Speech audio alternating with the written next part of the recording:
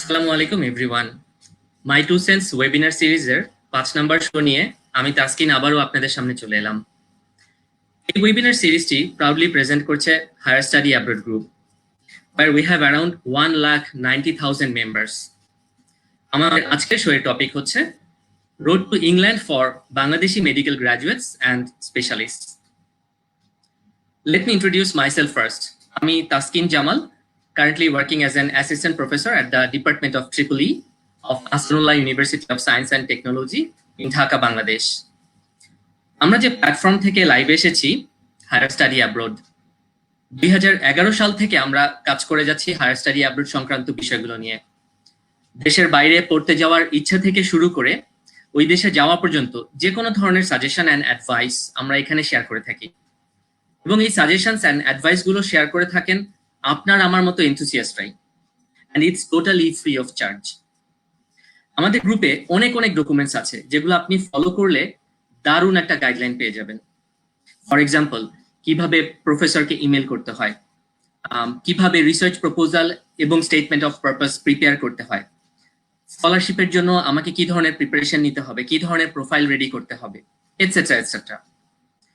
আমরা এই ওয়েবিনার সিরিজে চেষ্টা করছি বিদেশে পড়তে যাওয়া এবং বিদেশের লাইফ এক্সপেরিয়েন্সের সমসাময়িক বিষয়গুলো নিয়ে আপনাদের সাথে কথা বলতে, আপনাদের সাথে আমাদের এক্সপেরিয়েন্সগুলো শেয়ার করতে।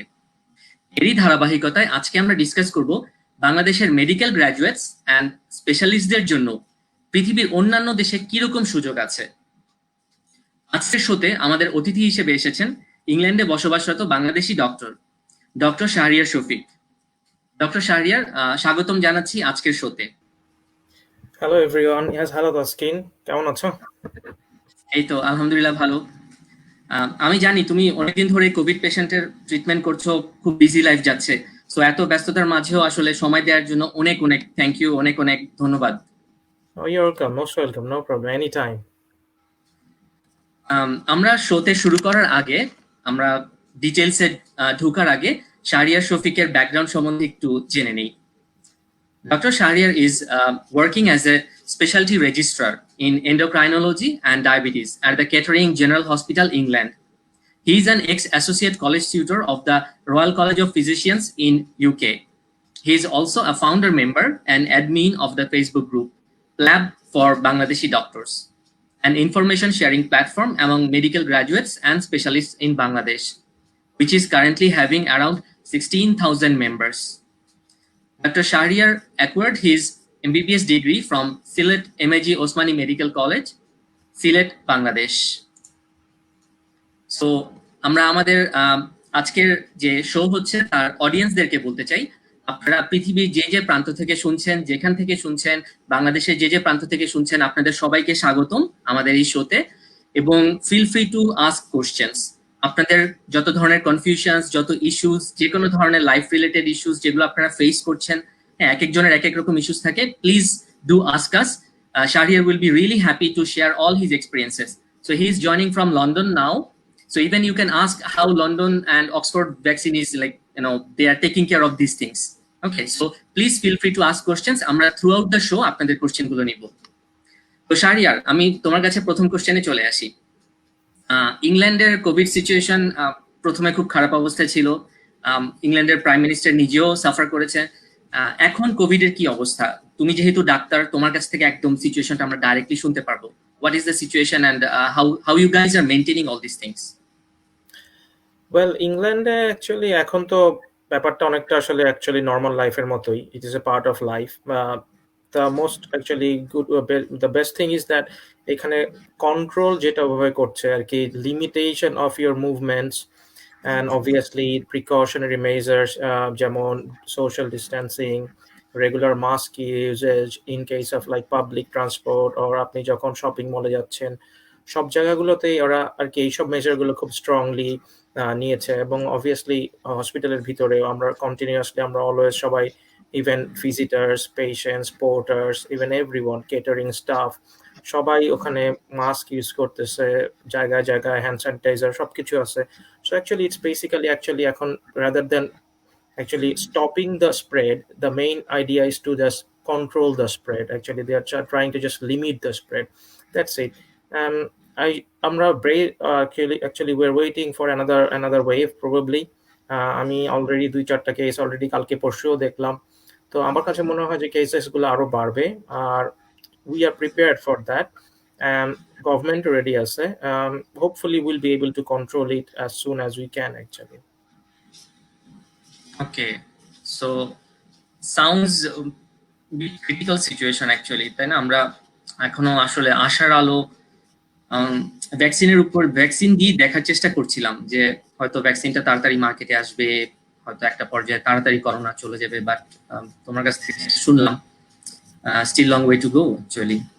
ওয়েল, ব্রিটিশদের একটা জিনিস কি যে ওরা কখনোই কোনো জিনিস বাজারে ছাড়বে না আনলেস দে আর মোর দেন সার্টেন এনাফ। ওরা যদি 100% নিশ্চিত না হয়, ওরা কোনো কিছু রেকমেন্ড করবে না আপনাকে।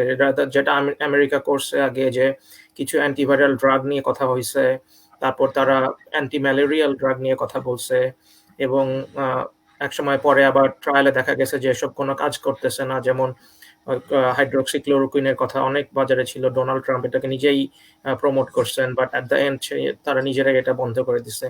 সো ইউকে কিন্তু কখনোই এসব গাইডলাইনকে কখনোই প্রায়োরিটাইজ করে নাই, এবং এনএইচএস শুধুমাত্র একটা ড্রাগকেই এখন কোভিডের ট্রিটমেন্ট হিসেবে নিচ্ছে, সেটা হচ্ছে যে ডেক্সামেথাসোন। এবং এইটা কিন্তু আসলে আমাদের ট্রায়ালই, যেটা ওয়ার্ল্ড ওয়াইড এখন রেকগনাইজ, যে dexamethasone helps to reduce the amount of period staying in the hospital, and also the morbidity in the patients with COVID. So yes, ওরা নিশ্চিত না হলে এখন পর্যন্ত বাজারে কিছু ছাড়বে না। সেজন্যই আমি দেখতেছি না যে at the end of the ইয়ারের আগে বাজারে কোনো ভ্যাকসিন আসবে। I don't think so.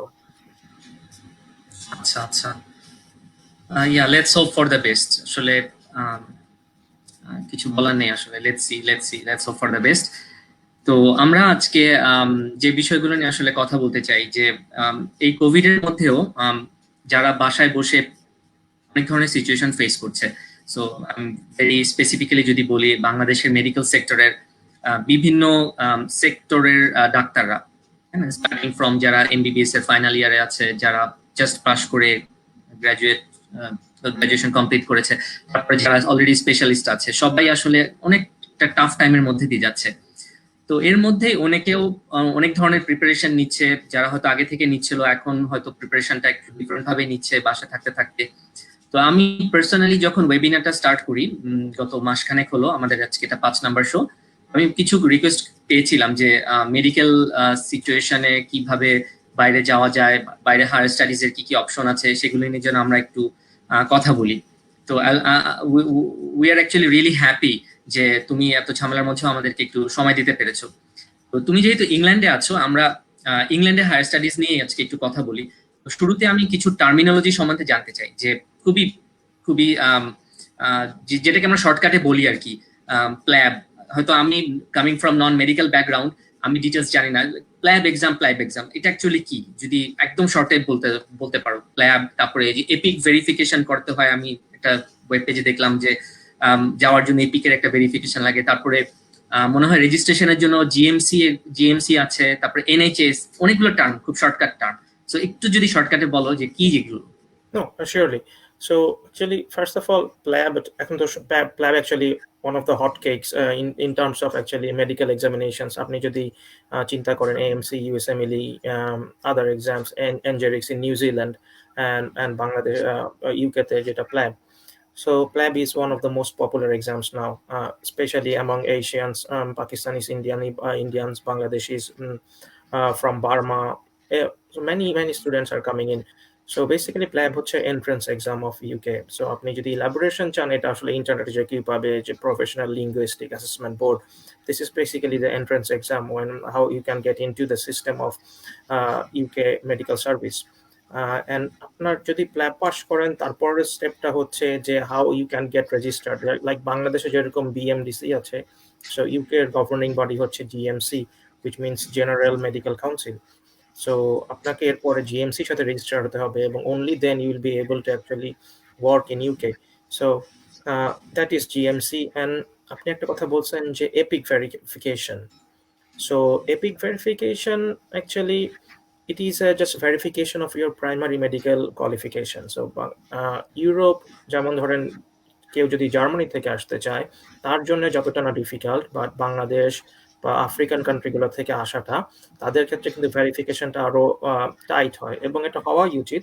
Because আমি নিজে পার্সোনালি অনেক জায়গায় দেখেছি যে 2-4 বছর আগেও যে এসব মেডিকেল যখন ভেরিফিকেশন ছিল না বা প্রাইমারি মেডিকেল কোয়ালিফিকেশন, অনেকেই কিন্তু এটার একটা অসৎ ব্যবহার করছে এবং অনেকেই কিন্তু হচ্ছে যে সিস্টেমে ঢুকতে পারছে আনফরচুনেটলি। সো এই জন্যই ওরা শুরু করছে এপিক ভেরিফিকেশন, যেটা অ্যাকচুয়ালি আপনার medical primary medical qualification, I mean that MBBS, ওইটাকে ওরা ভেরিফাই করবে। সো বেসিক্যালি আপনার মেডিকেল কলেজে ওরা খোঁজ নিবে যে আপনি ওই মেডিকেল থেকে সময় মতো সঠিক ক্রাইটেরিয়া দিয়ে পাস করে বের হয়েছেন কিনা। আর at the end actually আপনি যদি জিজ্ঞেস করছেন NHS is the National Health Service. Actually it is like a public funded service. It is not purely actually government controlled. NHS এর ডিফারেন্ট ট্রাস্ট আছে এবং তারা নিজেদের মতো করে নিজেদেরকে চালায়, বাট গভর্নমেন্ট প্রতি বছর এদেরকে একটা সাবস্ট্যান্সিয়াল অ্যামাউন্ট অফ ফান্ডিং দেয় এবং এদের অবশ্যই নিজেদেরও কিছু লোকাল ইনকাম থাকে, এবং that's how they actually manage those staff, they pay the staff and they buy things as well.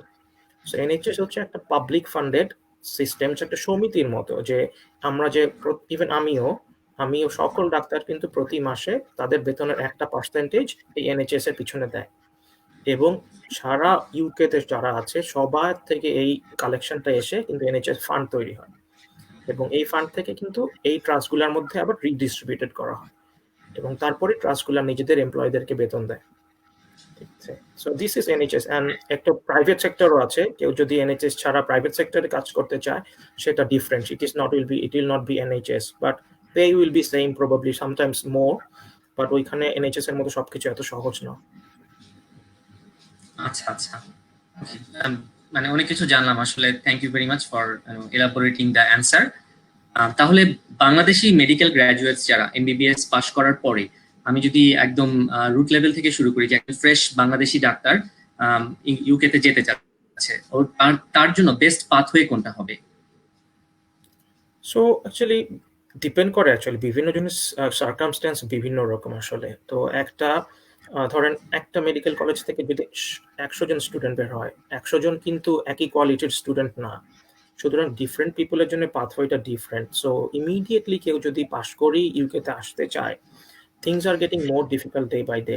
এখন কিন্তু আগে যেমন 1 বছর আগে 1.5 বছর আগে পাস করেই চলে আসাটা অনেক সহজ ছিল, এখন কিন্তু অতটা সহজ নয়, বিকজ হচ্ছে ওদের কিন্তু এখন রিক্রুটমেন্টের জন্য অনেক অ্যাপ্লিক্যান্ট আছে। সুতরাং এখন কিন্তু আপনার এক্সপিরিয়েন্সগুলো অনেক ইম্পর্টেন্স পাচ্ছে, আপনার কোয়ালিফিকেশনস ইম্পর্টেন্স পাচ্ছে, আপনি আপনার হেলথ সেক্টরে কতটা এক্সপিরিয়েন্সড, আপনি কতটা নিজের পিছনে সময় ব্যয় করেছেন, এইগুলো কিন্তু খুবই ইম্পর্টেন্ট এবং এগুলো কিন্তু খুবই কাউন্ট হচ্ছে। এছাড়াও আরেকটু কিছু টিপস আছে যে ইউকেতে কাজ করার জন্য, যেটা আমরা লেটার দ্য শো বলতে পারি, but at the moment first of all কেউ যদি ঢুকতে চায় তাকে অবভিয়াসলি প্ল্যাব পাস করতে হবে, এবং প্ল্যাবের আগে তার কিন্তু একটা ইংলিশ কোয়ালিফিকেশন টেস্ট দিতে হবে।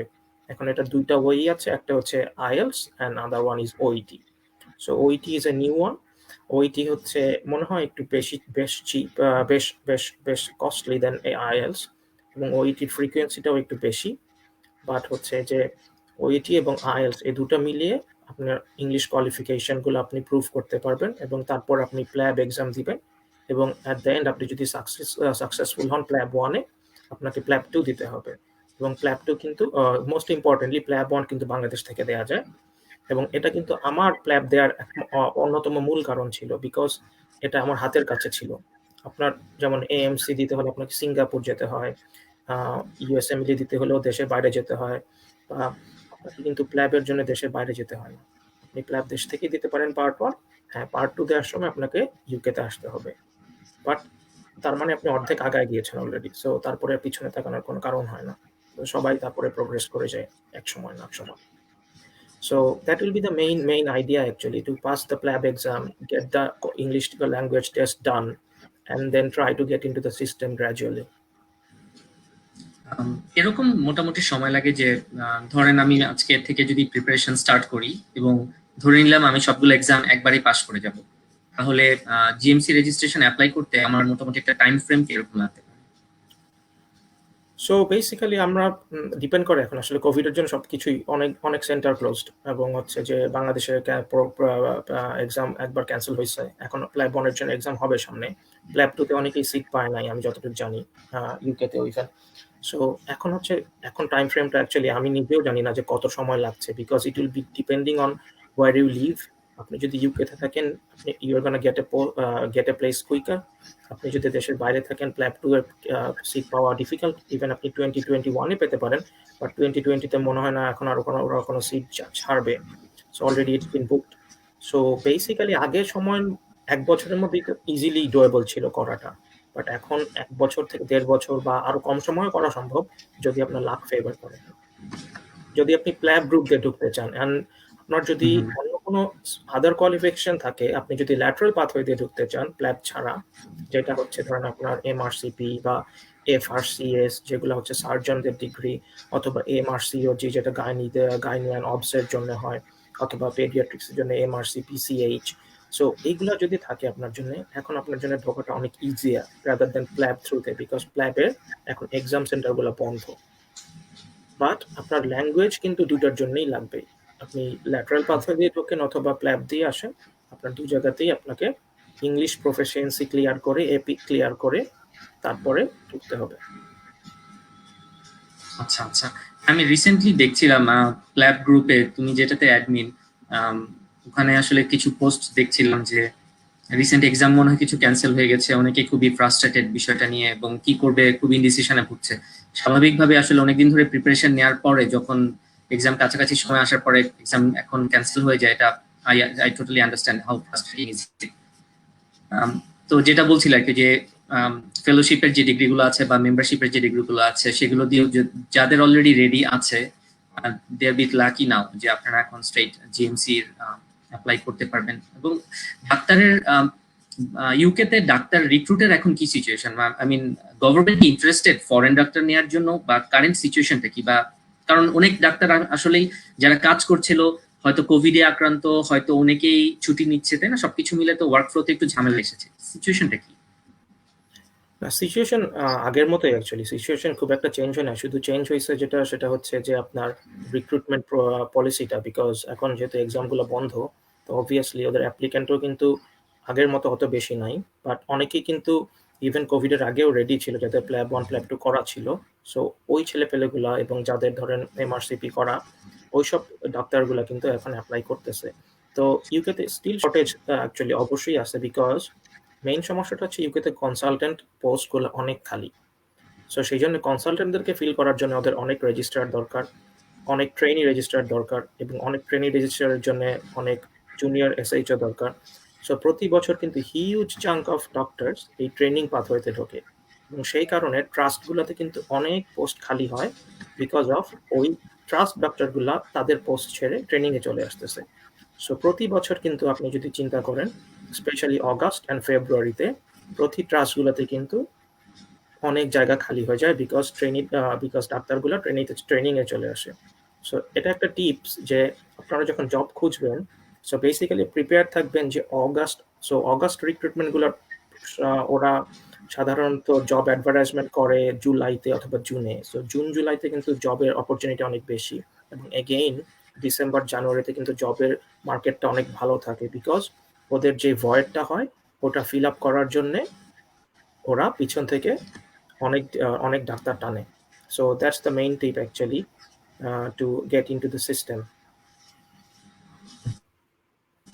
আচ্ছা আচ্ছা, তো আমরা স্টেপ বাই স্টেপ আসলে ডিসকাশনে আসি। তো আমি মনে হয় প্রথম কোশ্চেনটা করি এই রিলেটেড, যে প্ল্যাবের জন্য যদি আমি শর্টকাটে আপনার কাছে বা তোমার কাছে অ্যান্সার জানতে চাই, যে প্ল্যাব পাস করতে চাই, any tips and techniques you can suggest? করতে তো হবে, কিন্তু এছাড়াও পড়াশোনা ছাড়াও কোনো টেকনিক কি তুমি নিজে ফলো করেছিলে যেটা তোমার মনে হয়েছে যে it make difference? To be honest আমি প্ল্যাব 1 এর জন্য খুব বেশি এফোর্ট দিতে পারি নাই, বিকজ হচ্ছে যে আমার অনেকটা নলেজই ছিল হচ্ছে আমার এমআরসিপির জন্য, অনেকটা মেডিসিনের নলেজগুলো পুরোটাই ছিল, এবং পেডিয়াট্রিক্স, গাইনি আর সার্জারির জন্য অল্প কিছু কিছু পড়ালেখা করা লাগছে। অলদো আমার মার্কস কিন্তু খুব হিউজ ছিল না, বিকজ হচ্ছে যে আমি মেডিসিন থেকেই বেশি মার্কস পাইছি, আমার কিন্তু অন্যগুলো থেকে খুব হিউজ চাঙ্ক মার্ক আসে নাই। বাট এখন নতুন জুনিয়র ডাক্তারদের জন্য সবচেয়ে বেশি ইম্পর্টেন্ট হবে হচ্ছে যে বেসিক বইগুলা, স্পেশালি ইউকেতে কিন্তু অক্সফোর্ড বইটা খুব ফলো করে। Oxford handbook of clinical medicine অথবা ইমার্জেন্সি মেডিসিন অথবা এনি কাইন্ড অফ বুক। আমার ইভেন এন্ডোক্রাইনের জন্য আমি কিন্তু Oxford handbook of endocrinology, it is like a dictionary. So আমি অবভিয়াসলি সবাইকে বলবো যে এই বইগুলা যদি আপনি সাথে রাখেন, যদি অক্সফোর্ড হ্যান্ডবুক অফ মেডিসিনটা পড়েন, আপনার কিন্তু এমআরসিপির প্রিপারেশন হয়, আপনার কিন্তু প্ল্যাবের প্রিপারেশনও হয়। সুতরাং আপনি যদি একটা কোয়েশ্চেন ব্যাংক সলভ করার সাথে সাথে একটা বুক পড়তে পারেন, তাহলে কিন্তু আপনি অ্যাকচুয়ালি দুই দিকের কথা চিন্তা করতেছেন। এবং আমি হলে আমার পজিশন থেকে আমি তাই করতাম, বিকজ এখন আপনি জানেন না আপনার প্ল্যাব 1 কবে হবে, আপনি জানেন না আপনি প্ল্যাব 2 কবে পাস করবেন। সুতরাং আপনি যদি কোল্যাটারাল আরেকটা প্ল্যান রাখেন, যদি প্ল্যাব 1 না হয়, আমি বাংলাদেশ থেকে এমআরসিপিটা দিব, তাহলে আপনি কিন্তু একসাথে দুইটা নৌকায় পা দিচ্ছেন এবং ইনশাল্লাহ একটা না একটা নৌকা তীরে পৌঁছাবেই। So this is the way actually I would suggest to everyone to start. And নিয়মিত কোশ্চেন ব্যাংক পাওয়া যায় এবং আমাদের যে প্ল্যাব ফর বাংলাদেশি গ্রুপটা আছে, এখানে হিউজ রিসোর্সেস আছে। তো কেউ যদি এই গ্রুপটা থেকে যায় এবং ডকুমেন্ট সেকশনে দেখে, এখানে কিন্তু সবকিছু part to part, time to time বলা আছে যে কিভাবে কোনটা সাপোর্ট, কোনটা নিতে হবে, কোনটা পড়তে হবে, নতুন নতুন যারা পরীক্ষা দিয়েছে ওদের ওদের এক্সপিরিয়েন্সটা কি, সবকিছু ওনারা পেতে পারে। আর regarding PLAB 2, it's all about practice. So ধরেন অনেকেই আছে, ধরেন ইউকেতে এসে কোর্স করে, পরীক্ষা দেয়, কিন্তু সাকসেসফুল হয় না, তারা বাংলাদেশে চলে যায়। এবং তারা যদি বাংলাদেশে এখন যেহেতু তারা স্টাফ এখানে আসতে পারছে না, তারা যদি নিজেদের মধ্যে টিম করে প্র্যাকটিস করতে থাকে, তাহলে কিন্তু as soon as the opportunity arrives, there preparation will be ready. So আমি আমার জায়গায় হলে, আমি যদি ওই পজিশনে থাকতাম, আমি এখন একটা টিম করতাম যেখানে হয়তো বা আমি আরো 2টা ডক্টর নিতাম এবং আমরা রেগুলার প্র্যাকটিস করতাম। যে আমরা রেগুলার প্র্যাকটিস করতেছি, অনেক অনলাইন রিসোর্সেস আছে, স্টেশনগুলো অনলাইনে দেয়া আছে, অনেকে হচ্ছে স্যামসাং প্ল্যাব অথবা অনেক প্ল্যাব গ্রুপ হচ্ছে অনলাইনে কোর্স করায়, তো শেয়ার করে কোর্সও করা যায়, যে আমি আরেকটা ফ্রেন্ড মিলে শেয়ার করে টাকা দিয়ে একটা অনলাইন সাবস্ক্রিপশন কিনলাম, কিনে নিজেদের মধ্যে প্র্যাকটিস করলাম। Anything will be a gain. Anything will be a gain. So this is how to PLAB, actually PLAB 2 এর সেকেন্ড প্রিপারেশনটা আসে হচ্ছে ইউকেতে এসে এদের কোর্স করা। সো ইউকেতে 3টা খুব পপুলার একাডেমি আছে, একটা হচ্ছে স্বামী, একটা হচ্ছে স্যামসাংস প্ল্যাব, এন্ড একটা হচ্ছে হামেদ। সো এই 3টা গ্রুপের মধ্যে আপনি যেটা প্রেফার করেন, সবারই ইন্ডিভিজুয়াল পার্সোনাল প্রেফারেন্সেস আছে, আমি এখানে আর কোনো স্পেসিফিকটার কথা বলবো না। বাট হচ্ছে যে এরকম একটা কোর্স করে রেগুলার প্র্যাকটিস করে তারপরে অ্যাটেম্প্ট নেওয়াটা সবচেয়ে ভালো। এবং I would suggest that to stay in UK at least for 6 weeks before attempting PLAB 2 to give a clean shot. আপনি যদি তাড়াহুড়া করেন, আপনার কিন্তু হিট অ্যান্ড মিস, এটা হিটও হতে পারে, মিসও হতে পারে। বাট যদি আমি যদি সিরিয়াস হই এক্সামের জন্য, I would actually spend at least 6 weeks before attempting PLAB 2 and after practicing every day with someone else. So that's PLAB 2 and PLAB 1 তো রিসোর্সে দেয়াই আছে, অক্সফোর্ড বুকগুলা ফলো করতে হবে এবং ফলো করলে day to day question solve করলে ইনশাল্লাহ পরীক্ষা পাস করাটা প্ল্যাব কঠিন এক্সাম না। প্ল্যাব, I would say that USMLE, AMC এর মধ্যে PLAB will be the easiest one to pick. Great, thank you very much, অনেক অনেক কনসাইজলি আসলে সুন্দর করে একটা গাইডলাইন দেওয়ার জন্য। আই হোপ যারা একদম গ্রাজুয়েট ডক্টর আছেন, রিসেন্টলি পাস করেছেন বা হয়তো 1-2 বছরের মধ্যে পাস করেছেন, প্ল্যান করছেন দেশের বাইরে যাওয়ার জন্য, I hope this guideline will give you a boost up যে কিভাবে আসলে প্রিপারেশনটা নেওয়া দরকার। আর যে ফেসবুক গ্রুপটার কথা বলছিল শাহরিয়ার, আপনারা সেখানে জয়েন করতে পারেন। আমি পার্সোনালি এখানে একটু এক্সপ্লোর করে দেখেছি, যদিও আমি ডক্টর ব্যাকগ্রাউন্ড থেকে না, বাট অনেক ইনফরমেশন দেওয়া আছে এন্ড কন্টিনিউয়াসলি লোকজন আসলে কোশ্চেন করছে, ওখানে এনথুসিয়াস্টরা অ্যান্সার দিচ্ছে। It's really good to see যে বাংলাদেশের আসলে এত এত এত ডাক্তার দেশের বাইরে কাজ করছে এবং যারা এখানে আছে তারাও যারা এক্সপেরিয়েন্স এই টেস্টগুলো নিয়ে সবাই আসলে একটা ইনফরমেশন শেয়ারিং প্ল্যাটফর্মে ইনফরমেশন শেয়ার করছে। It was really good to see. Thank you very much Shahriar, যে তুমি অ্যাডমিন হয়ে ওই গ্রুপে আসলে অনেক সময় দিচ্ছ। তোমাদের আসলে আমি জানি অনেক ব্যস্ত লাইফ ডাক্তারদের, তারপর আসলে যে সবাইকে হেল্প করছো, that's really, I really appreciate it. No, thank you. Actually, আরো অনেক মেম্বার আছে, sorry to actually interrupt that, আর নট অনলি মি, অ্যাকচুয়ালি আরো অনেক মেম্বার্স আছে যারা অ্যাক্টিভলি কাজ করতেছে। আমি একটু বলি, সেটা হচ্ছে যে আমি যখন এখানে ইউকেতে ফার্স্ট আসলাম, আমি দেখলাম যে এখানে ইন্ডিয়ান কমিউনিটি অনেক বেশি অনেক বড়, এখানে অনেক ইন্ডিয়ান ডাক্তার কাজ করে, অনেক পাকিস্তানি ডাক্তার কাজ করে। তো তখন আমার মাথায় আসলো যে হয়তো বা অনেকের মাথায় এটা আসছে আমাদের ডাক্তারদের যারা ইউকেতে কাজ করতেছি, যে বাংলাদেশ থেকে কেন ডাক্তাররা আসে না, কারণটা কি? তখন আমি নিজেকে জিজ্ঞেস করলাম যে কেন আসে না, আমি তখন প্রথম উত্তর যেটা আমি নিজে থেকে পেলাম সেটা হচ্ছে যে আমাকে কেউ কখনো বলে নাই প্ল্যাব দেন। সো প্ল্যাব তখন অত পপুলার ছিল না বাংলাদেশ থেকে। এখন আমরা যতটা প্রমোট করি প্ল্যাবকে, তখন অতটা করতো না। সুতরাং তারপর থেকে কিন্তু আমাদের একটা গ্রুপ অফ পিপল আমরা চেষ্টা করছি যে বাংলাদেশ থেকে ডাক্তারদেরকে আনার, এবং আমরা জানি যে ইট is A change of life, huge change, huge step up in terms of like life quality. সুতরাং আমরা কিন্তু অলওয়েজ আমরা ওপেন হ্যান্ডেডলি আমরা সবাইকে অ্যাকচুয়ালি হেল্প করি, এবং ইনশাল্লাহ ভবিষ্যতেও করব। Wonderful wonderful. আমরা অডিয়েন্সের কাছ থেকে অলরেডি কিছু কোশ্চেন পেয়ে গিয়েছি। আমি আপনাদেরকে একটু বলতে চাই যে আমরা আরেকটু রেলেভেন্ট ডিসকাশন আরেকটু এগিয়ে নিয়ে আমি আপনাদের কোশ্চেনগুলো এরপরে হচ্ছে কন্টিনিউয়াসলি আপনাদের কোশ্চেনগুলো আমি আমার স্পিকারের কাছে পাস করব। তো আমার নেক্সট কোশ্চেনটা হচ্ছে যে ঠিক আছে, আমি প্ল্যাব দিলাম, আমি প্ল্যাবে ভালো করলাম, আমার জিএমসি রেজিস্ট্রেশন হয়ে গেল। এরপরে আমি কি বলতে পারি যে হ্যাঁ আমার জিএমসি রেজিস্ট্রেশন হয়ে গেছে, আমি এখন জব পাবো? ইজ ইট দ্যাট সার্টেইন যে আমি অ্যাপ্লাই করার সাথে সাথে খুব কম সময়ের মধ্যে জব পেয়ে যাব? এটা actually subjective. Again it is subjective, because হচ্ছে যে ধরেন আপনি অ্যাপ্লিকেশন কিভাবে করতেছেন, আপনার অ্যাপ্লিকেশনটা কতটা স্ট্রং, আপনি আপনার লেভেলে অ্যাপ্লিকেশন করতেছেন কিনা, আপনি কি আপনার জুনিয়র পোস্টে অ্যাপ্লিকেশন করতেছেন অথবা সিনিয়র পোস্টে অ্যাপ্লিকেশন করতেছেন, এবং হচ্ছে আপনার কোয়ালিফিকেশনটা কি, এবং আপনার টাইমিং অফ অ্যাপ্লিকেশনটা কি, সব কিছুই কিন্তু খুব খুব হিউজলি ম্যাটার করে।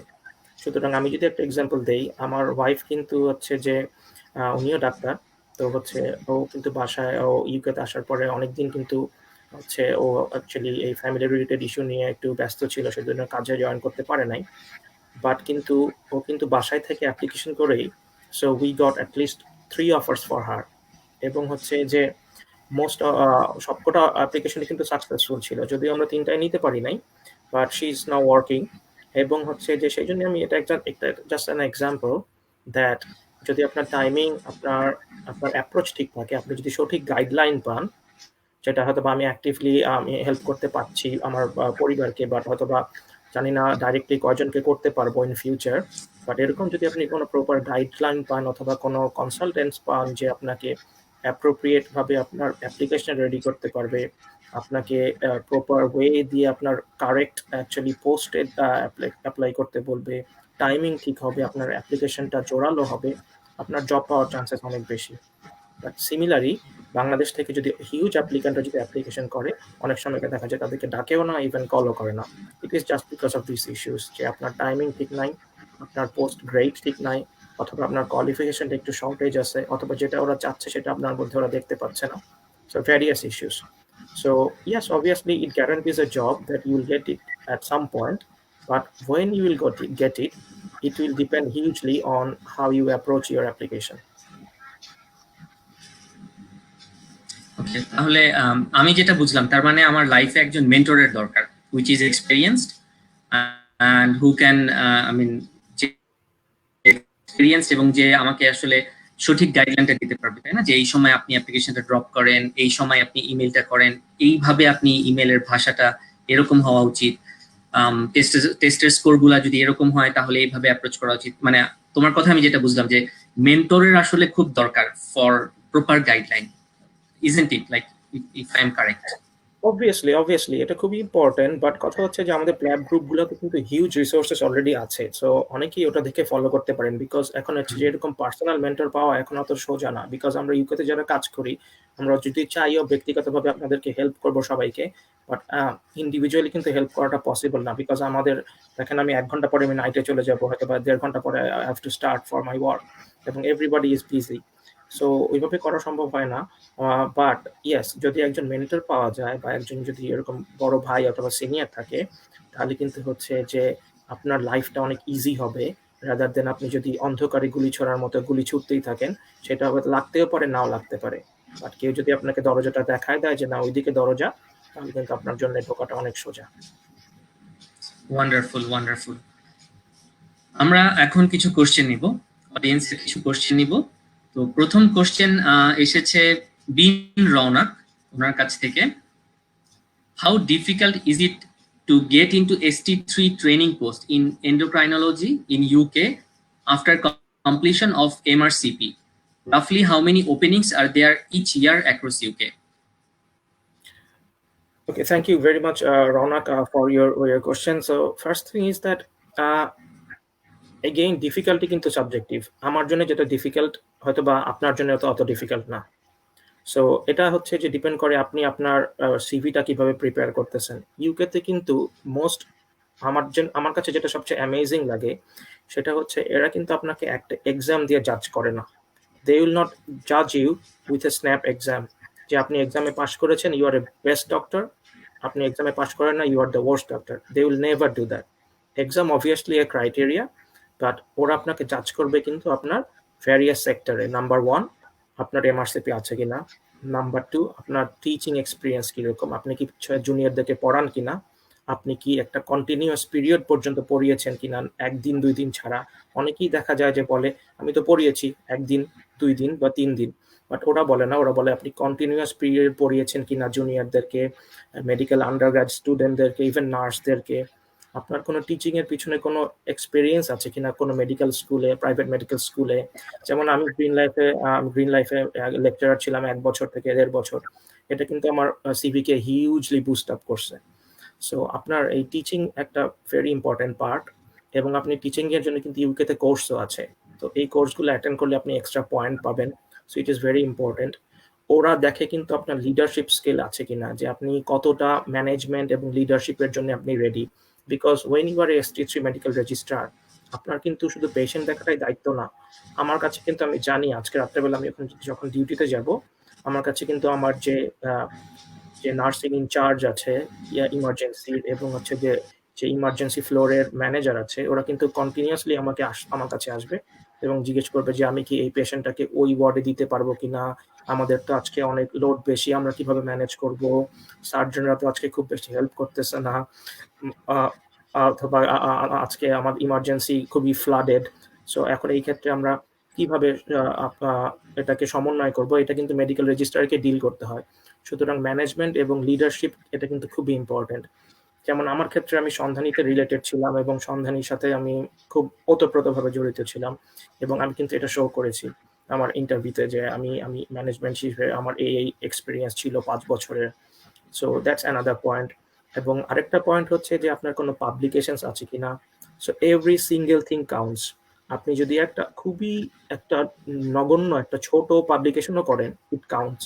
ঠিক আছে, হয়তো বা টপিকটা একদমই সিম্পল, বাট ইট কাউন্টস। আপনি যদি একটা কনফারেন্স অ্যাটেন্ড করেন, আপনি যদি কনফারেন্সের সার্টিফিকেট রাখেন, ইট কাউন্টস। লাইক অনেক সময় বাংলাদেশে আমরা কিন্তু একসাথে খেতে যাই, ধরেন ওই ফার্মাসিউটিক্যালসগুলো কিন্তু অনেক সময় গ্রুপ গ্যাদারিং অ্যারেঞ্জ করে। ধরেন একটা বাফে খেতে গেলাম, ওইখানে একটা ফার্মাসিউটিক্যালস একটা ইনসুলিন নিয়ে প্রেজেন্ট করলো। ওইখানে যদি আপনি ছোট্ট একটা কেস প্রেজেন্ট করেন, আপনি যদি একটা পাওয়ার পয়েন্ট প্রেজেন্টেশন করেন, এবং ধরেন আপনি ওখান থেকে আপনার কনসালটেন্টের কাছ থেকে একটা সার্টিফিকেট বানায় সিগনেচার নিয়ে নেন, দ্যাট মিনস কিন্তু আপনি একটা প্রেজেন্টেশন করছেন। এবং as I say, every single thing counts. আপনি যদি ধরেন একটা ছোট কনফারেন্স অ্যাটেন্ড করলেন, haematology conference arranged by haematology society, আপনি যদি ওখান থেকে সার্টিফিকেট পান, ইট কাউন্টস। এখন আপনি যেহেতু কোভিডের জন্য সবকিছু বন্ধ, আপনি যেহেতু এখন বাসায়, আপনি যদি অনলাইনে কিছু কোর্স করেন, ইট কাউন্টস। আপনি যদি ধরেন বারডেম থেকে যে আমাদেরকে যে ডায়াবেটিসের উপর যে কোর্সটা করায়, আপনি যদি ওইটা করেন, ইট কাউন্টস। সো সবকিছুই কিন্তু আপনার সিভিটাকে ভারী করবে। সুতরাং আপনি ST3-তে চান্স ঢুকতে পারবেন কি পারবেন না, এটা ডিপেন্ড করবে আপনার স্টাইল, আপনার অ্যাপ্রোচ, আপনার পার্সোনালিটি, আপনার অ্যাপিয়ারেন্স, আপনার সিভি, এবং what you have done for the last 3-4 years. সব কিছুর উপর, নট অনলি দ্যাট আপনি MRCP-তে কত মার্কস পেয়েছেন। Wonderful answer, Shahriar. Thank you very much for sharing so much in details. দর্শকের কাছে আমরা একটু সরি বলে নিতে চাই, আমাদের মাঝে মধ্যে একটু টেকনিক্যাল প্রবলেমস হচ্ছে ইন্টারনেট কানেক্টিভিটির কারণে। Hope you will consider. আমরা আমাদের নেক্সট কোশ্চেনে চলে যাই। নেক্সট কোশ্চেন করেছে মোহাম্মদ রাকিব রহমান, আমাদের দুজনেরই mutual friend. Is there any age bar regarding entry exams? বয়সের কোনো লিমিটেশনস আছে কিনা? না, ইউকেতে বয়সের কোনো রেস্ট্রিকশন নাই। মেইন ডিফারেন্সটা হচ্ছে ধরেন আমাদের দেশ থেকে এখানকার যে দেশ এইখানকার ইউকের যেই অ্যাপ্রোচের যে ডিফারেন্সটা সেটা হচ্ছে যে ইউকেতে আপনার এইজের কোনো ব্যারিয়ার নাই। আপনি কোন কান্ট্রি, কোন ইথনিসিটি থেকে আসছেন এটার কোনো ব্যারিয়ার নাই। এখানে একটা ইউকে ডাক্তার যে এখন যেই প্রিভিলেজ পাবে এখানে কিন্তু আপনিও সেই একই প্রিভিলেজ পাবেন। ইন্টারভিউতেও কিন্তু এখন আপনি এক্সট্রা কোনো ওরা বেনিফিট পাবেন না। আপনি সমান বেনিফিট পাবেন। সুতরাং এখানে ওরা কিন্তু সবাইকেই চায় যে সবাইকে অ্যাকচুয়ালি গ্রাউন্ড লেভেল থেকে এবং লেভেল প্লেইং গ্রাউন্ডটা একদম সেম থাকার জন্যে। সো ওরা এটা খুব কেয়ারফুলি মেইনটেইন করে এবং এইজন্যই একটা জিনিস ভালো যে এখানে আপনি যদি কখনো পিছিয়েও পড়েন, লাইক ইন টার্মস অফ আপনি যদি মনে করেন আপনি দেশে অনেক সময় অপচয় করে ফেলছেন, আপনার এখন এইজ অনেক বেড়ে যাচ্ছে, still you will get the same chance, same opportunity to start your life again. দেশে যেমন অনেকে যদি একটু পিছায় পড়ে, দেশটা আমি ফেস করছি যে ধরেন আমি দেখেছিও যে অনেকে পিছায় পড়লে কিন্তু তাদেরকে কিন্তু তারা কিন্তু সামনের দিকে আগানোটা পাথওয়েটা অনেক কঠিন হয়ে যায়। তারা স্ট্রাগল করে এবং স্ট্রাগল করতে, করতে দেখা যায় একসময় হাল ছেড়ে দেয়। বাট ইউকেতে কিন্তু এই জিনিসটা কমপ্লিটলি ডিফারেন্ট। এখানে কিন্তু আপনার প্রতি মুহূর্তে এরা আপনাকে সুযোগ দিবে। আপনি যদি একটু মনোবল শক্ত রাখেন, আপনি যদি ট্রাই করতে থাকেন, আপনি অবশ্যই এখানে ঢুকতে পারবেন। আপনার এইজ অন্য কিছু কোনো ফ্যাক্টর হবে না। Great.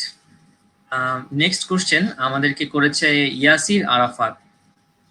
How to do MSc in neuroscience after getting a non-training in NHS? I want to get neurosurgery training pathway. Please suggest. Okay Taskin, actually কথাটা একটু ভেঙে যাচ্ছিল, বাট আমি দেখতে পাচ্ছি এখান থেকে কোশ্চেনটা হয়তোবা। কোশ্চেনটা হচ্ছে যে how to do MSc in neuroscience after getting a non training job in NHS. Okay. I want to get into Yes, go neurosurgery ahead. training pathway. Please suggest. Is that correct? This is the question, right? So that so এখন হচ্ছে Exactly. যে নন training job করে ইংল্যান্ডে আপনি যে কোনো degree করতে পারবেন, এটার কোনো বাধা নাই। বাট ডিপেন্ড করবে হচ্ছে যে আপনার এমএসসিটা আপনি কি টাইপ করছেন। আপনি যদি ফুল টাইম করতে চান, it will be actually bit difficult, because আপনি যদি ফুল টাইম এমএসসি করেন তাহলে কি আপনার ওয়ার্কিং আওয়ার্স অনেক কম থাকবে এবং এই ক্ষেত্রে আপনি বাংলাদেশ থেকে ডাইরেক্ট আসলে, যেটা আমাদের টিয়ার 2 ভিসা বলি আমরা, টিয়ার 2 ভিসা যেটা বাংলাদেশ থেকে বা অন্য দেশ থেকে যারা আসে, ওরা যদি টিয়ার 2 ভিসাতে আসে তাদের কিন্তু এই পার্ট টাইম জব করে এমএসসি করাটা পসিবল হবে না। বাট পসিবল হতে পারে যদি আপনি ইউকে সিটিজেন হন এবং হচ্ছে যে আপনি সপ্তাহে শুধু উইকেন্ডগুলো কাজ করলেন এবং আপনি বাকি সময়টা এমএসসির পিছনে দিলেন।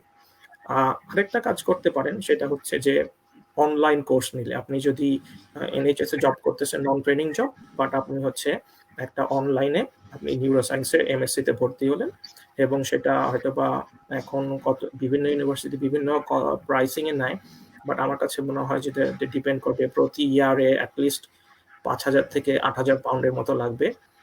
এটা অ্যাটলিস্ট 2 বছর থেকে 3 বছর হবে পার্ট টাইম করলে। আপনি করতে পারেন যদি আপনার সেই ফিনান্সিয়াল ব্যাকিংটা থাকে।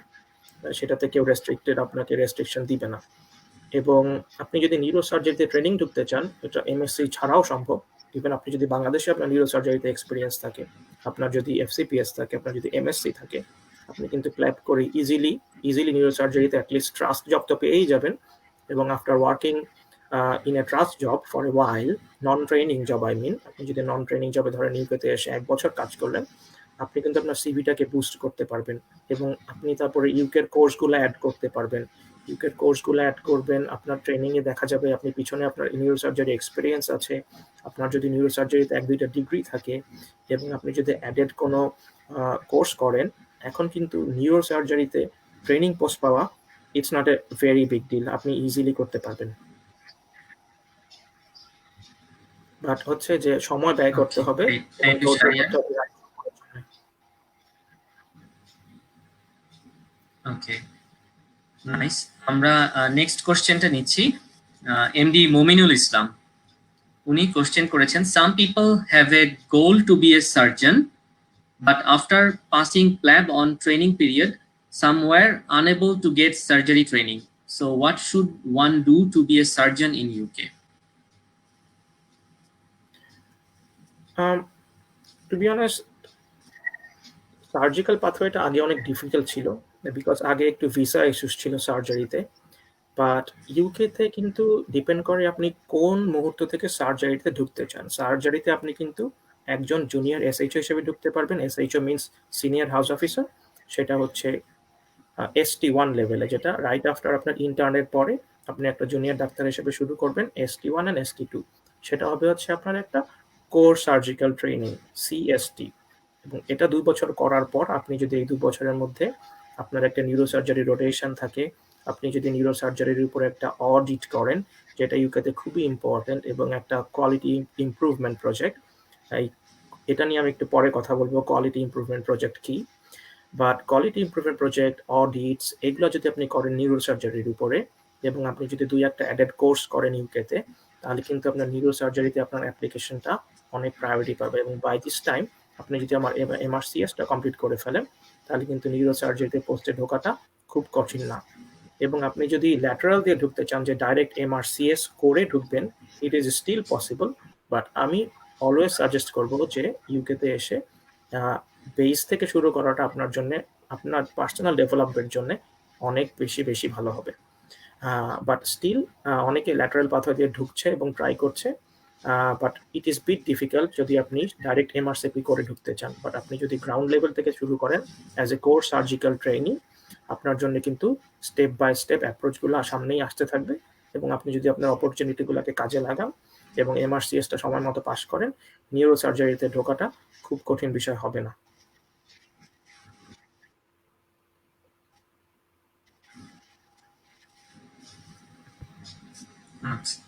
Thank you Shahriar. Next question আমরা নিতে চাই রফিউল আলম উনি কোশ্চেন করেছেন, if anyone is in residency course in BSMME, is this counted as training or if this experience is counted?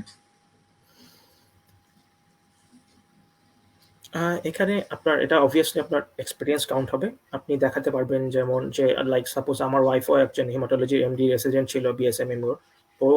ও কিন্তু ওর এক্সপিরিয়েন্সটাকে ওরা ভ্যালু দিয়েছে। লাইক ও হিমাটোলজিতে ছিল, সো ও বোন ম্যারো করতে পারতো, ও হচ্ছে কিমো বা ইন্ট্রাথেকাল যেসব ইনজেকশন ওগুলো দিতে পারতো। সো ওরা কিন্তু এই এক্সপিরিয়েন্সটাকে অনেক হিউজ ইম্পর্টেন্স দিয়েছে এবং ওকে কিন্তু একটা ট্রাস্টে খুব হাই লেভেল একটা পোস্ট অফার করছিল, only because of her experience. But এই ট্রেনিংটাকে আপনি ইউকেতে ট্রেনিং বলে চালাতে পারবেন না। আপনি যদি ইউকেতে এসে হিমাটোলজি, অর্থোপেডিক্স বা এনি সাবজেক্টে কাজ করতে চান, আপনাকে ইউকেতে এসে ট্রেন্ড হতে হবে। আপনি বাংলাদেশের ট্রেনিংকে ইউকেতে ট্রেনিং হিসেবে দেখাতে পারবেন না। বাট অবভিয়াসলি আপনার এক্সপিরিয়েন্স কিন্তু আপনার জন্য অনেক দামি হবে।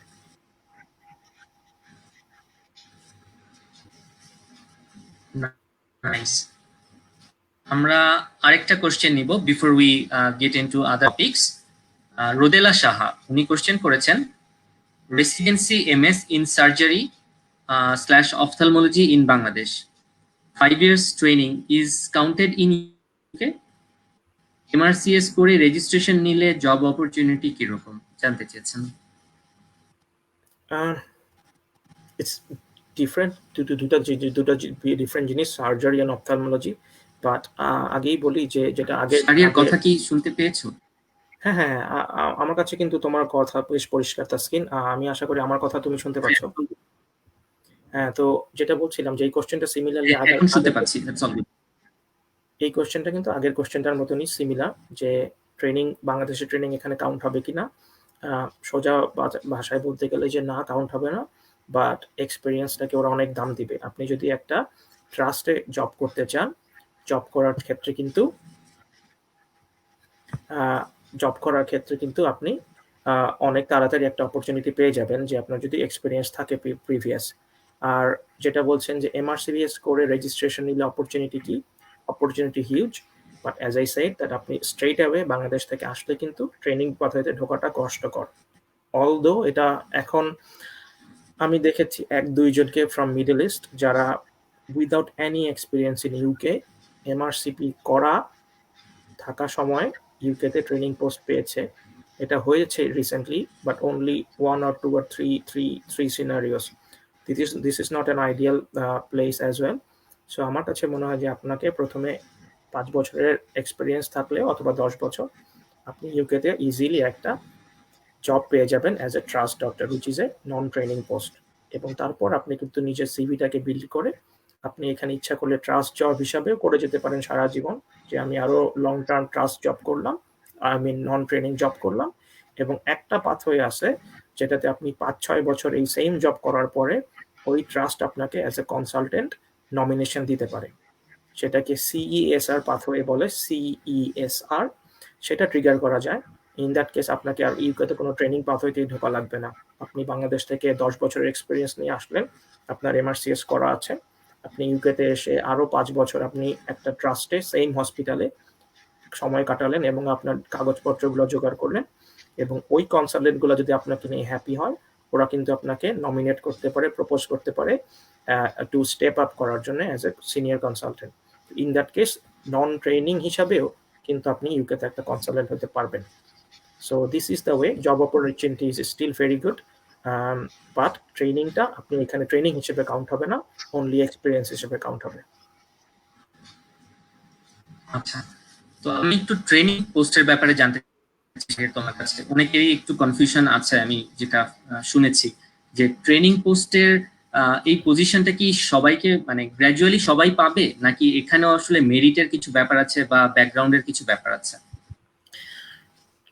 ট্রেনিং পোস্ট সবাই পাবে না, প্রথম কথা হচ্ছে এটা। বিকজ আপনার যখন এখানে তো বললাম যে ইউকেতে অ্যাকচুয়ালি আমি যদি আরেকটু ইলাবোরেটলি বলি, ইউকেতে ট্রেনিং পাথওয়ে হচ্ছে ফাউন্ডেশন ইয়ার 1, ফাউন্ডেশন ইয়ার 2, এবং তারপরে আসে হচ্ছে কোর মেডিকেল ট্রেনিং, অথবা এখন যেটা বলে আইএমটি 1, 2, 3, অথবা সার্জারির ক্ষেত্রে CST, core surgical training 1, 2। So আপনার বেসিক্যালি 2 বছর এখানে ইন্টার্নশিপ, এবং তারপরে আপনার 2 বছর জেনারেল সার্জারি অথবা জেনারেল মেডিসিন অথবা জেনারেল গাইনির, এবং তারপর নেক্সট 5 থেকে 6 বছর কিন্তু আপনার স্পেশালাইজ। লাইক আমি এখন যেহেতু এন্ডোক্রাইনে, আমার ট্রেনিংটা আরো 5 বছর আছে বা 4 বছর আছে অথবা 3 বছর আছে। সো এখানে ট্রেনিংগুলো কিন্তু স্টেপ বাই স্টেপে হবে।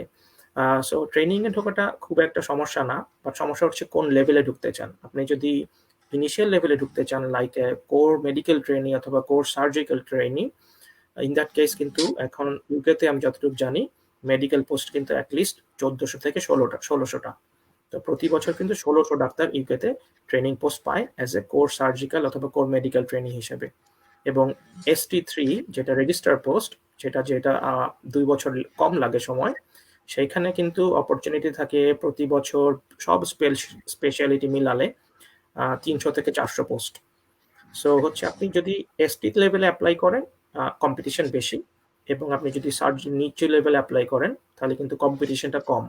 বাট আপনি যদি চেষ্টা করেন, I think you are gonna get a training number. আপনি যদি এই ইয়ারে না পান, আপনি নেক্সট ইয়ারে পাবেন ইনশাল্লাহ। নাইস। আমার নেক্সট কোশ্চেন হচ্ছে, আমি একজন কনসালটেন্ট হতে চাই। আমি যে টপিকের পড়াশোনা করছি, আমি ইংল্যান্ডে একজন কনসালটেন্ট হিসেবে কাজ করতে চাই। Usually if everything goes smoothly এবং প্রোফাইল যদি প্রমিসিং হয়, কিরকম সময় লাগে কনসালটেন্ট হতে মোটামুটি? অ্যাজ আই সেড দ্যাট আপনি কোন লেভেল থেকে এন্ট্রি করতেছেন ইউকে ট্রেনিং সিস্টেমে, সেইটার উপর ডিপেন্ড করবে আপনার কয় বছর সময় লাগবে। আপনি যদি কোর মেডিকেল অথবা কোর সার্জিক্যালে জয়েন করেন, ইট টেকস অ্যাবাউট 7 to 8 years। আপনি যদি ST-তে 3 বছরের সময় অ্যাপ্লাই করেন, লাইক যেটা ST3 লেভেলে, সেই ক্ষেত্রে কিন্তু আপনার সময় লাগবে 5 থেকে 6 বছর। তো ডিপেন্ড করে আপনি কোন লেভেলে অ্যাপ্লাই করবেন ট্রেনিংয়ে। আমি আরেকটা যেটা কথা বললাম সেটা হচ্ছে যে নন ট্রেনিং পাথওয়ে যেটা সিইএসআর, সেটাতে ক্ষেত্রে ডিপেন্ড করবে আপনি কত তাড়াতাড়ি আপনাকে নিজেকে ডেভেলপ করতে পারেন। ইট tax an average of like 5 to 6, 7, 8 years to become a consultant. So on an average it takes about 5 to 8 years.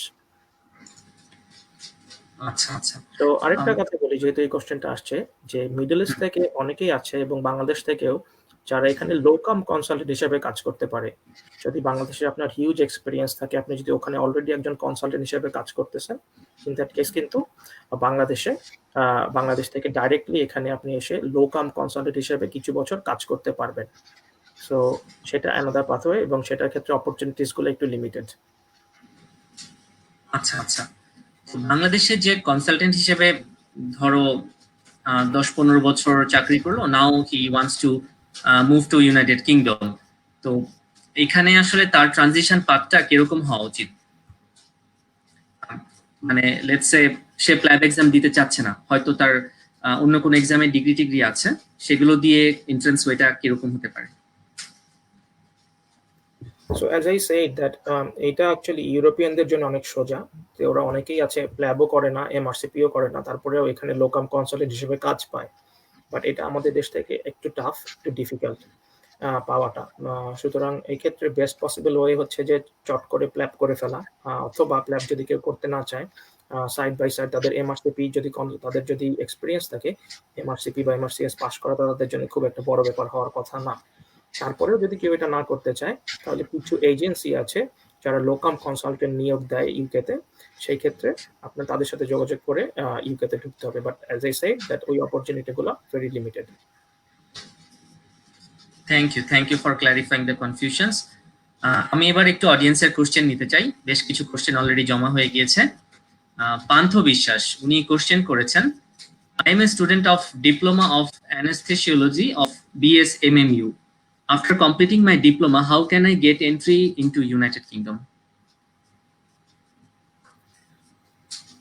Anesthesia is ইউকের একটা one of the most popular speciality, এবং এটা actually hugely exciting speciality, hugely. এবং এখানে UK graduate বলেন, international medical graduate বলেন, এই অ্যানেস্থেসিয়ার উপর, বা যেটাকে আমরা বলি ACCS, এইটার উপর কিন্তু ওদের মানে ইন্টারেস্টটা বেশ ভালো, এবং আমি হিউজলি সাপোর্ট করি যদি এটা কেউ অ্যাপ্লাই করতে চায় এটার উপরে। সো বেসিক্যালি আপনার ডিপ্লোমাটা আপনাকে ডাইরেক্টলি হেল্প করবে না, বাট ইনডাইরেক্টলি হেল্প করবে। ইনডাইরেক্টলি হেল্প করবে এইভাবে যে আপনি যখন ট্রেনিং পোস্টে অ্যাপ্লাই করবেন, তখন আপনি কিন্তু এটার জন্য পয়েন্টস পাবেন, এবং ওদের স্কোরিং এর সময়, এবং অবভিয়াসলি আপনি এটা ইন্টারভিউ বোর্ডে বলতে পারবেন, এবং তারা জানবে যে এই ক্যান্ডিডেটটা কোনো আর কি সব জায়গায় ঘুরে অ্যানেস্থেসিয়া আসে নাই, এই ক্যান্ডিডেটটা পিওরলি অ্যানেস্থেসিয়ার ক্যান্ডিডেট, এবং তারা কিন্তু আপনাকে প্রায়োরিটি দিবে অন্যদের উপরে। যেমন অনেকে আছে ধরেন 3-4টা স্পেশালিটিতে অ্যাপ্লাই করে, যেটা পেলাম সেটা নিলাম, বাট ওরা যখন জানবে যে আপনার অলরেডি অ্যানেস্থেসিয়া ব্যাকগ্রাউন্ড আছে, ওরা কিন্তু এটা অবভিয়াসলি ওরা ইম্পর্টেন্স দিবে যে হ্যাঁ, এই ছেলেটা আমার অ্যানেস্থেসিয়ার উপর কাজ করেছে, ডিপ্লোমা আছে, সুতরাং তার ইন্টারেস্ট আছে। সো এখানে আপনার সিভিটাকেও এটা খুবই বুস্ট আপ করবে।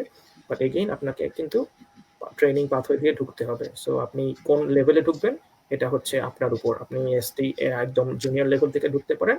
এটা কিন্তু একটা রান থ্রু প্রোগ্রাম, যে আমরা যেমন বললাম একটু আগে যে মেডিসিন সার্জারিতে CT1, CT2, দেন ST3, 4, 5, 6, 7, 8, এই ACCS এ কিন্তু এটা একটা রান থ্রু প্রোগ্রাম, এখানে কোনো ব্রেক নাই। সো হচ্ছে এটা একদম কন্টিনিউয়াসলি, আপনাকে কোনো এক্সাম বা কোনো ইন্টারভিউ দিতে হবে না এরপরে আর। যেমন CMT কোর মেডিকেল ট্রেনিং অথবা কোর সার্জিক্যাল ট্রেনিং করার 2 বছর পরে কিন্তু আপনাকে আরেকটা ইন্টারভিউ দিয়ে রেজিস্ট্রার পোস্টে ঢুকতে হয়। বাট ACCS এ কিন্তু once you are entering the programme, it is a run through programme, এরপরে কিন্তু আপনার কোনো আর ইন্টারভিউ নাই।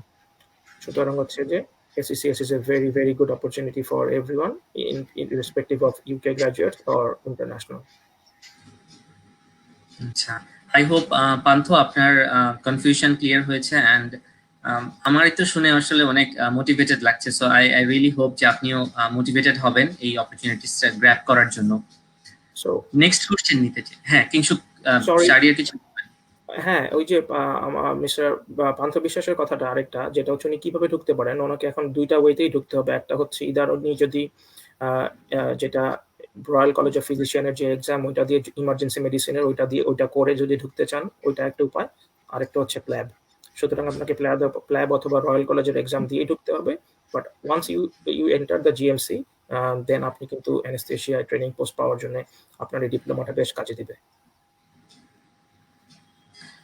Thank you Shariya. আমি নেক্সট কোশ্চেন নিব ইয়াসির আরাফাত ওনার কাছ থেকে। আন্ডার গ্রাজুয়েটের মেডিকেল স্টুডেন্টের জন্য কিছু সাজেস্ট করেন প্লিজ। এখন থেকে কিভাবে নিজেকে তৈরি করব? যদি শর্টকাটে বলো। আমি জানি যে এই কোশ্চেনের অ্যান্সার নিয়ে আসলে পুরো একটা ওয়েবিনার করা সম্ভব, আমাদের যেহেতু টাইম কম, একদম শর্টকাটে যদি বলো। হ্যাঁ, সেটা কথা হচ্ছে যে অ্যাকচুয়ালি প্রিপারেশনটা নিতে হবে, যে এখন ধরেন ডিপেন্ড করে আপনি কোন ইয়ারে আছেন, তাই না? এখন সময় প্রতি মুহূর্তে বদলাচ্ছে, প্রতি বছর সিস্টেম চেঞ্জ হচ্ছে। সুতরাং এটা বলা ডিফিকাল্ট যে আপনি এখন কোন ইয়ারে আছেন এবং হচ্ছে আপনি কিভাবে কতদূর প্রোগ্রেস করতেছেন। সো আমি বলবো যে আপনার যদি বেসিক নলেজগুলো ক্লিয়ার থাকে, আপনার যদি আপনি যেটা বললাম, আপনি যদি 5th ইয়ারে থাকেন, তা সাইড বাই সাইড যদি আপনি অক্সফোর্ডের বইগুলো পড়েন, যদি প্ল্যাব গ্রুপগুলো থেকে কোয়েশ্চেন ব্যাংক নিয়ে কোয়েশ্চেনগুলো সলভ করতে থাকেন, আপনি কিন্তু ইন্টার্নশিপ করার মধ্যেখানে কিন্তু প্ল্যাব 1 দিতে পারবেন, এবং প্ল্যাব 1 দিয়ে কিন্তু তাহলে আপনার সময়টা অনেক কম লাগবে। সো সুতরাং এখন 5 বছর পর বা 2 বছর পর কি হবে সেটা সময়ের ব্যাপার। বাট এখন থেকে যদি প্রিপারেশন নিতে চান, বেস্ট হবে হচ্ছে ওই আমাদের গ্রুপগুলো থেকে আপনি রিসোর্সেস কালেক্ট করে ওগুলা জাস্ট রেগুলারলি প্র্যাকটিস করা। তাছাড়া এই মুহূর্তে আপনার আর কিছু করার নাই, এবং সময় মতো এমবিবিএসটা পাস করা। ওয়ান্ডারফুল। নেক্সট কোশ্চেন শারিয়ার তোমার জন্য, সাইয়েদা তাসফিয়া তারান্নুম। উনি কোশ্চেন করেছেন, আর honorary trainings for example in DMC counted as experience, or it has to be a paid job only like MO or CA in any hospital? So actually বাংলাদেশে যে কথাটা বলি আমরা অনারারি পোস্ট, এটা কিন্তু actually full time post, but which is just an unpaid post.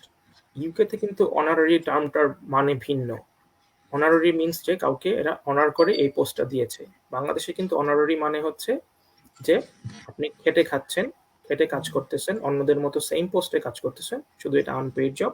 But ইউকেতে কিন্তু honorary means that আপনি একটা জাস্ট এটা আপনাকে একটা রিওয়ার্ডিং একটা জব, লাইক লাইক এনিওয়ান। আপনি যদি একটা খুব ভালো কাজ করেন, তাকে আপনাকে ওরা অনারারি একটা পোস্ট দিয়েছে, এবং তাকে আপনাকে অনারারি কনসালটেন্ট বলতেছে। সো আমার কাছে মনে হয় এটা কাউন্ট করবে, কিন্তু আপনি এটা যখন শো করবেন আপনার সিভিতে, আপনি বলবেন যে আপনি ছিলেন ফুল টাইম ওখানকার medical officer. You don't need to say honorary medical officer. I would suggest just to ওই ওয়ার্ডটা আপনি ডাইরেক্টলি মেনশন করার দরকার নাই আপনার সিভিতে। আপনি জাস্ট বলবেন I have been working as a medical officer in DMC, which was full time, which was I was involved in seeing patients, doing procedures. I was involved in regular medical rounds, presenting presentations. I was involved in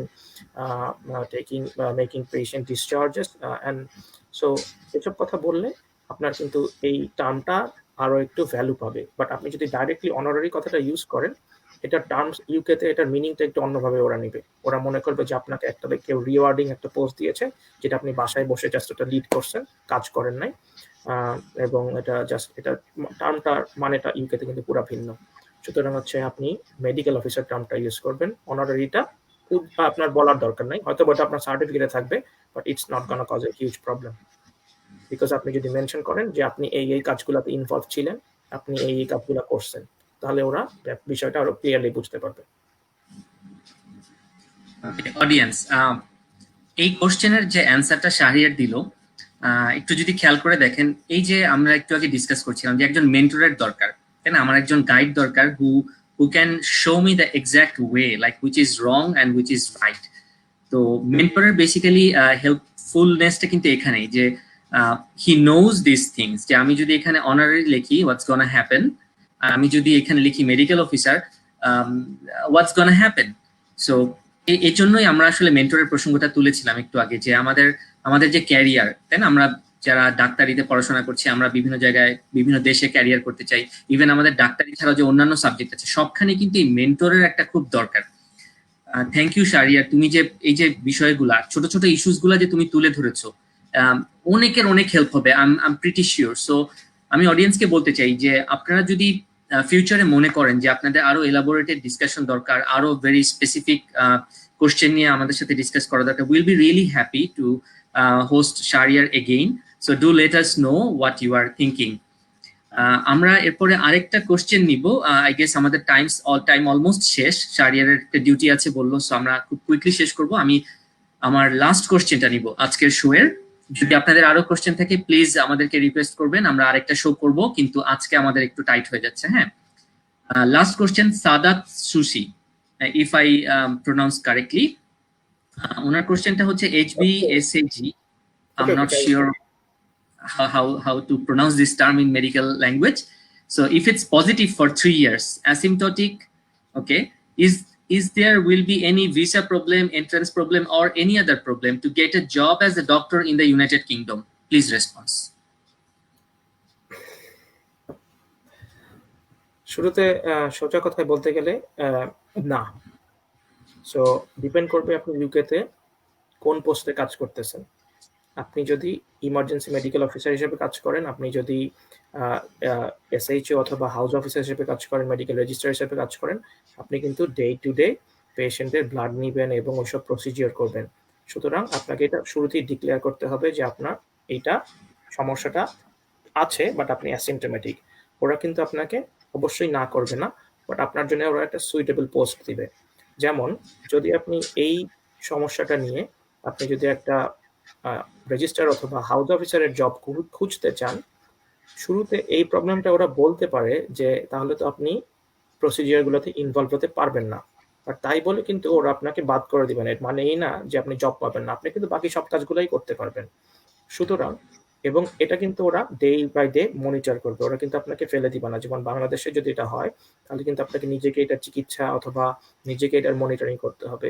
ইউকেতে কিন্তু occupational health team নামে একটা টিমই আছে, এবং আপনি কিন্তু ওদের কাছে এটা যখন ডিক্লেয়ার করবেন তখন হয়তো বা এটা হতে পারে যে আপনার জব অপরচুনিটিস গুলো একটু কম হতে পারে অনেক জায়গাতে, বাট স্টিল আপনি কিন্তু যদি সঠিক পোস্টে অ্যাপ্লাই করেন, আমার কাছে মনে হয় না it's gonna be a big deal.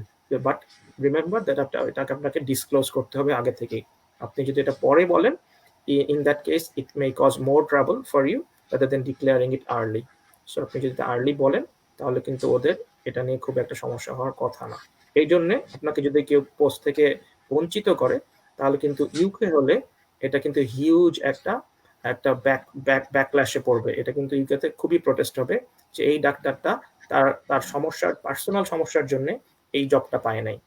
এটা কিন্তু ইউকেতে খুব খুব কঠোরভাবে নেয়। লাইক এখানে যদি কেউ ধরেন ডিসাবিলিটি, এখানে ডিসাবিলিটিটা কিন্তু একটা ভেরি ইম্পর্টেন্ট ইস্যু।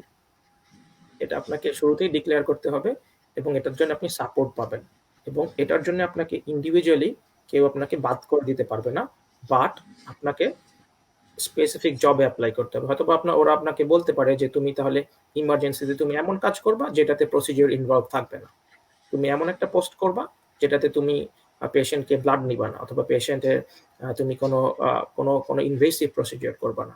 তো আপনি ক্লিনিক করতে পারেন সমানে, আপনি সব সব রোগী দেখতে পারেন। লাইক আপনি যদি ডার্মাটোলজিস্ট পোস্টে অ্যাপ্লাই করেন, আপনার তো কোনো পেশেন্টের সাথে ব্লাডের সাথে কোনো রিলেশনই নাই, পেশেন্টের কোনো আপনার ব্লাড বর্ন বা অন্য কোনো ভাবে তো আপনার এই জীবাণুটার মধ্যে যাবে না। সুতরাং ওই পোস্টটা পাওয়ার জন্য আপনার ক্ষেত্রে কোনো বাধা হবে না। সো এটাই আমি বারবার বলবো যে আপনাকে এক্সাক্ট পোস্টে সঠিক সময় ভালোভাবে অ্যাপ্লাই করতে হবে। Perfect, perfect, great answer. মানে এত সুন্দরভাবে সব জিনিসটা ক্ল্যারিফাই করে দিলাম, মানে it's really really nice to know. আমি এই রিলেটেড আরেকটা কোশ্চেন করি শাহরিয়ার। ধরো আমার রেজিস্ট্রেশন ডান, আমার বাংলাদেশ থেকে বসে আমি স্কাইপিতে ইন্টারভিউ দিলাম অথবা অনলাইনে ইন্টারভিউ দিলাম, আমি একটা জব অফার পেয়েছি। সো মোটামুটি আমি মোটামুটি শিওর যে আমি ইংল্যান্ডে আমার নিউ লাইফ স্টার্ট করতে যাচ্ছি। এখন আমি ইউকে ভিসা ফেস করব, আমি যেটা বাংলাদেশে যেটা আমরা ভিএফএস এ ভিসা ফেস করতে হয়, অনেক ডকুমেন্টস দিতে হয়, অনেক কিছু প্রসিডিউর আছে।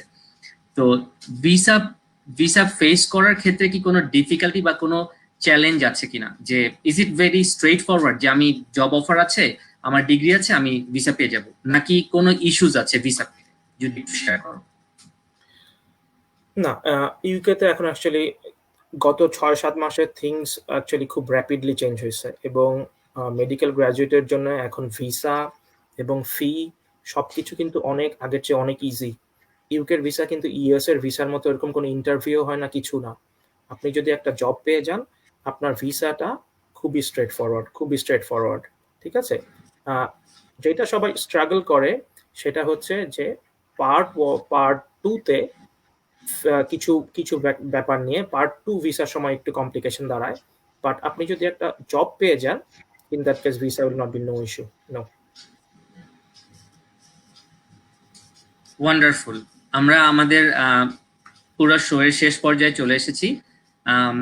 অডিয়েন্স, আপনাদের অনেক কোশ্চেন ছিল, অনেক রেলিভেন্ট কোশ্চেন ছিল, ইম্পর্টেন্ট কোশ্চেন ছিল, যেগুলো আমরা ডিসকাস করেছি শাহরিয়ারের সাথে। Thank you very much for your enthusiasm. এবং আমার যদিও ব্যাকগ্রাউন্ড একটু ডিফারেন্ট, বাট শাহরিয়ারের সাথে আমিও আপনাদেরকে এনকারেজ করতে চাই যে definitely give it a try. আমি যেটা পার্সোনালি ফিল করেছি, আমি একটু যদি একটা মিনিট একটু বলি, যে আমাদের বাংলাদেশিদের আসলে অনেক পটেনশিয়াল আছে। আমরা নিজেরা জানি না যে আমাদের ভ্যালুটা অ্যাকচুয়ালি কি। শাহরিয়ার এখন ইংল্যান্ডে আছে, আমি পড়াশোনার জন্য অস্ট্রেলিয়াতে ছিলাম 4 বছর। তো আমি ওখানে দেখেছি যে আমরা আসলে আন্ডারগ্রেড লেভেল থেকে বা আমরা যারা দেশে মাস্টার্স করি বা পোস্ট গ্রাজুয়েশনের অনেকগুলো ডিগ্রি করি, আমরা অনেক জানি, but we don't know how to approach. আমাদের এইখানে একটু প্রবলেম হয়ে যাচ্ছে। সো এটার একটা সলিউশন হচ্ছে গিয়ে যেটা মেন্টরশিপ, যে আপনার একজন প্রপার গাইড দরকার, একজন ভালো মানের একজন মেন্টর দরকার, যে আপনাকে থ্রু আউট দ্য সিস্টেম আপনাকে কিছু টিপস অ্যান্ড টেকনিক্স দিয়ে দিবে। এবং সেকেন্ডলি সেটা হচ্ছে গিয়ে যে আপনাকে কন্টিনিউয়াসলি লার্ন করতে হবে। আপনি আপনি যে লার্নিং কার্ভের মধ্যে আছেন, এইটার মধ্যে কন্টিনিউয়াসলি সাকসেসফুল হওয়ার জন্য আপনাকে এফোর্ট দিতে হবে, যে কোথায় কোথায় কি আছে, কিভাবে কি করতে হবে। এবং বাংলাদেশিদের একটা কমন প্রবলেম যেটা সব সব সেক্টরে আমি দেখেছি, যে আমরা ওয়েবসাইট ঘাটতে চাই না, আমরা নিজেরা এটাকে কি বলবো ঘাটাঘাটি করে অনেক কিছু বের করতে চাই না। আমরা কন্টিনিউয়াসলি একে জিজ্ঞেস করি, ওকে জিজ্ঞেস করি, আপনি কিভাবে গেছেন, আপনি কিভাবে গেছেন, আচ্ছা যদি শর্টকাট ওয়েতে যাওয়া যায়, আচ্ছা আপনি আমাকে একটু এই ডকুমেন্টসটা দিয়ে আমি একটু দেখে ওইটার মতো করে কপি করে বানায় ফেলবো। I think it's a bad practice. আমাদের প্রত্যেকেরই ইন্ডিভিজুয়ালি আসলে একটু ঘাটাঘাটি করলে কিন্তু অনেক কিছু ওপেন হয়ে যায়। আমি ডিটেলসে যাব না, বাট রিসেন্টলি গত 1 মাসে আমার এরকম পার্সোনালি কিছু এক্সপেরিয়েন্স হয়েছে যে I just through an email and the email reply was wonderful. মানে আমি চিন্তাও করি নাই যে এরকম একটা রেজাল্ট আমি পেতে পারি, বাট ইমেল করার পরপরই আমার কাছে চমৎকার একটা রেজাল্ট এসেছে যে you are very much eligible to do this things and congratulations. So this is the thing, যে আপনাকে অ্যাপ্রোচ করতে হবে এবং রাইট ওয়েতে। ঠিক আছে, I think am I correct, Sharia? No, What do you absolutely, think? absolutely. But সবার জন্য যেটা সবচেয়ে ইম্পর্টেন্ট কথা সেটা হচ্ছে ইউকে বা যেটাই বলেন, আমি জানি না অন্য দেশের ব্যাপারে, আমি শুধু শুধু ইউকে ইউকে করছি তার মানে অন্য দেশগুলো যে খারাপ তা না। বাট আমি এটা সম্পর্কে জানি দেখি আমি ইউকের কথা বলছি বারবার। সেটা হচ্ছে যে ইউকেতে কিন্তু সবাইকে সমানভাবে সুযোগ দেওয়া হয়।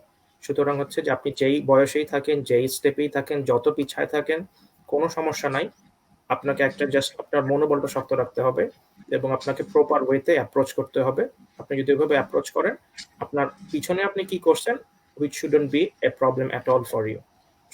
সবচেয়ে বেশি ইম্পর্টেন্ট হবে যে আপনি ফিউচারে কি করবেন, আপনি কতটা প্রতিজ্ঞাবদ্ধ, আপনি কতটা ডিটারমাইন্ড, আপনি কতটা ফোকাসড এবং আপনি কতটা চান প্রোগ্রেস করতে সেটার উপর।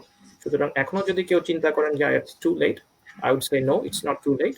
আপনি যদি এখন থেকে শুরু করেন, let's do it from today, let's start it from today, and দেখবেন ইনশাআল্লাহ আপনি যদি 1 বছর পরে যান, you will be in a different place.